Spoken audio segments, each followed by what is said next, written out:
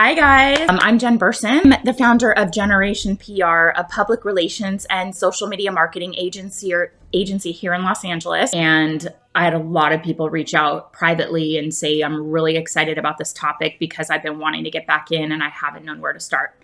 So I have 7 tips for you. I'm going to walk you through them. And my goal for you is make them actionable so that you can, know the steps to take and feel like you're making progress, and progress gets you to momentum, right? We just want you to move forward. So tip number 1, if you want to get back into PR, it's like the number 1 thing that I could think of is to leverage your previous expertise and experience. I have realized that there's this mindset challenge where people feel like, well, I'm starting over. I'm just starting over. I'm coming back into it. I'm starting from scratch. And you're not starting over. I feel like that does a disservice to your past experience. Like you're discounting the experience that you have just because there's been a gap. I mean, maybe contacts have changed, but the skills that you had before, like storytelling and how to position your clients, the whole deal, making something relevant, timely, these are still within you. These strategies are still within you and something you can use and leverage, and it never went away. So that's number 1, the core of what makes you a PR pro and what makes a PR pro great with storytelling and positioning and mastering the art of timeliness and relevance. All of that is still within you. Okay. So just keep that in mind. Number 2 is hone your skills. So I just so happen to have a membership called the Pitch Lab. And the goal of the Pitch Lab is to hone your skills, to get you up to speed with the latest approach in PR. It's an ever-evolving field, and we want you to master the art of pitching. That's where the term pitching powerhouse comes into play. We want to turn you into pitching powerhouses. So you're mastering the art of timeliness and relevance, that you have access to media contacts that are relevant right now. And I want you to think about that core skill of pitching. It's so important. And if you aren't using these pitching skills, maybe you lost some of them or you just need to kind of polish them up a bit. So it's never a bad idea to invest in re-educating yourself to earn the best results for your clients, because the key for that is that it allows you to feel confident when you are pitching your services, right? Because there's a lot of this that is mindset. And if you feel like I'm rusty and I don't know what I'm doing, or I don't really know how PR works these days, that's going to come through in your confidence when you're kind of selling your services. Number 3, choose a niche. Don't try to come back in and be a generalist, because you have to learn so many different things, figure out so many new contacts, get up to speed in so many different industries, and you never really truly become that sought after expert. That's like a deep subject matter expert where you talk the talk and you know what you're doing, and clients come to you and they're willing to pay a premium for you because you're it. Like they want to work with you because you're the one that focuses on this niche and you know everything about it. So don't try to be a generalist. It will not work. It'll take you longer to really ramp up your career or get back into it. Think about the work that you did in the past that you really loved. What were those niches? Where did you get the most results? Where were you the most connected? Where did you have the most contacts? So think about that. Or you can also think about the work you did in the past that you were like, I don't want to do that anymore.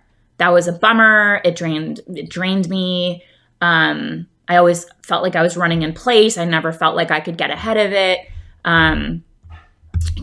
That kind of a thing where it's like, where did you get great results? You can leverage those results, but it's also about choosing a niche that you love, that you can work in long-term.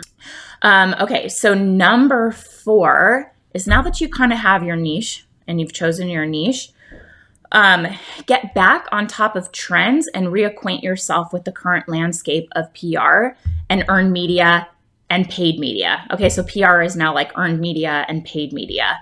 It used to be that PR pros were just about getting earned media, but now there's a lot of crossover with paid media owned media, which are like blogs, content you're putting out, social channels, and paid media also is like paid social promotions, and influencer collaborations. And actually, we talk about this in the Pitch Lab. We want to give you kind of the most up-to-date stuff that's going on in PR. So you have to kind of be aware that earned media isn't just what PR is about. And number 5, start networking. Again, update your LinkedIn profile. Maybe create a website, a simple website. It doesn't have to be like all flashy, but update your social media. Do whatever you need to do to start forming valuable connections and put your public face out there for what you do, what you want to do, who you want to attract. Leverage the experience you've had in the past, or put out content and a presence that's going to bring in and attract the kind of work that you want to work on. And of course, so update LinkedIn, create a website, a simple, couple page website, either on Squarespace or, Wix or any kind of simple site.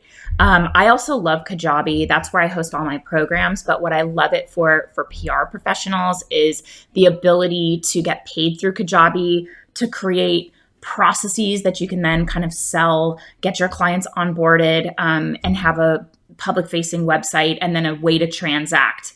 And if you do recurring payments, you can do that through Kajabi. That's where I host all of my digital content. Number 6, get your first paying client. Okay, so here's how you do that. Look to see if there's any freelance work that you could pick up to work on honing your skills again, building relationships, and getting comfortable with PR again so that you can get your sea legs back. Some of you may be looking to get a job, but this is a way that if you have a gap in your experience, a gap in your resume, and you want to show that you're still relevant, you're still dialed in, you still have contacts, pick up on freelance work in the meantime to show that you're still working in the field. Okay. Look for kind of like easy entry, low barrier types of roles, and know how to sell yourself and answer any potential questions about your break from PR. Clients won't necessarily know that you took a break, but if they do ask about it, have your story ready to go so you don't like stammer or flounder with filling that in. It's not something to be like ashamed of or feel like it puts you at a disadvantage. And then number 7, focus on your mindset and your confidence. Getting back into PR, it's really exciting. I love this industry. It's changing, but there's so much opportunity. I know there's a lot of fear that can surround making a career change or getting back into something where you feel like you may be just like a little out of shape. So keep in mind that you have something unique to bring to the table. This skill that you had in the past, the ability to position a brand, to storytell, that's really valuable. You may take it for granted. Not a lot of people can just do that. Not a lot of people like see the bigger picture or see how to match a story with an outlet and then make those subtle nuances in their pitch to align it perfectly for one outlet and then tweak it for another. Do some self-reflection and figure out what you truly want and what success looks like for you. The type of work-life balance that you want and how your PR career will look now, because it'll look different than when you maybe did it last time. Create a specific plan for making that shift from what you're doing now back to PR and map out the steps you need to take and how it's feasible for you. So, what do you have to do to, I always try to say, work backwards from a revenue goal. How many clients is that? How much do you want to work? How many hours? Keep in mind, everyone's journey in PR is different. If you have never heard about what my path was, I was an attorney. I left my career as a lawyer to start a PR agency with no contacts, no experience, no training. I just said, this seems like something that I would want to do. I did it unpaid on the side and really loved the work. And I thought if I could do this every single day, I would be so happy and I would be working in my ideal career. So, and now I've grown a very, like sustained, like 16-year agency working with billion-dollar brands in our niches. Spent the last 16 years doing something I absolutely love. So if I can do it with no training, no contacts, and kind of start from scratch, make nearly 6 figures my first year, and then make, revenue growth year over year after that, and have a really profitable business that I love that's developed on my terms, then I know that you can do it too. And of course, if you need support, having a community is so valuable. Having a mentor that has done what you've done and you can ask advice and follow in their footsteps and have a roadmap for success, super valuable. And we have a ton of resources for you if that's what you need.